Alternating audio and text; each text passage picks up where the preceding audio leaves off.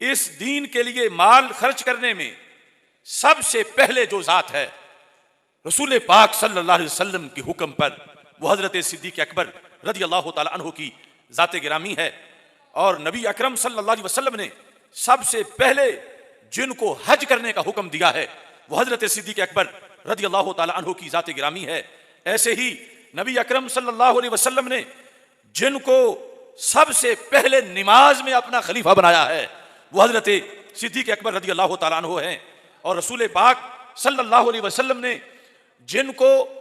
इल्म का वो मर्तबा दिया, क्योंकि हर फजीलत आपको सरकार की वजह से मिली है, तो इस बारे में मुतअद्दिद हवाला जात मौजूद हैं कि अरबों के जितने भी अनसाब थे, अरबों के नसब जानने में भी सिद्दीक अकबर का पहला नंबर था। आलम थे बाकी उमूर में भी, कुरान और सुन्नत में भी, और अनसाब को जानने के लिहाज से भी। और ऐसे ही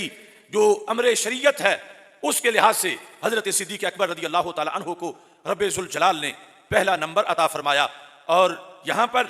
जिक्र करते करते वजू को इमाम इब्न ज़िंजवै ने इस हकीकत को भी लिखा कि रब्बे जुल जलाल कुरान के अंदर जो खिताब फरमाता है, सबसे पहली जिसकी सोच उस मफहूम को समझती है वो सिद्दीक अकबर रज़ी अल्लाह तआला अन्हु हैं। और सरकार जब हदीस बयान करते हैं, जिस तरह की बुखारी शरीफ में है, उस वक्त भी सहाबा कहते हैं कि हमें पता नहीं चल रहा था इन अल्लाह खैरा आबदन के अंदर किस जात को सरकार जिक्र कर रहे हैं, हमें पता नहीं था। लेकिन सिद्दीक अकबर उस वक्त भी पहले नंबर पर थे कि ये बात और किसी की नहीं हो रही, बल्कि रसूल अकरम सल्लल्लाहु अलैहि वसल्लम की जाते गिरामी की बात हो रही है। ऐसे ही नबी अकरम सल्लल्लाहु अलैहि वसल्लम के फैसलों में राय देने के लिहाज से और सरकार दो आलम सल्लल्लाहु अलैहि वसल्लम की पॉलिसी को समझने के लिहाज से हुदैबिया का जो मौका था, जब रसूल पाक सल्लल्लाहु अलैहि वसल्लम ने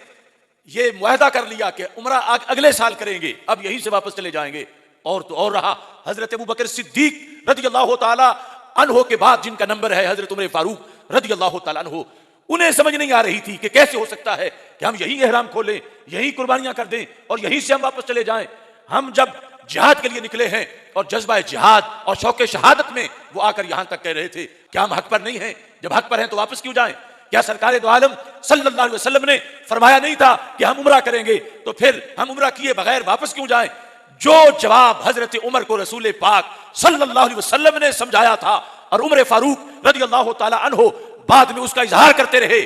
वही जवाब हजरत उमर रज़ी अल्लाह तआला अन्हु के सारे सवालों का सरकार से सुने बगैर अपने तौर पर हूबहू एक हर्फ की तब्दीली के बगैर जिस जात ने दिया है वो जात सिद्दीक अकबर की जाते गिरामी है।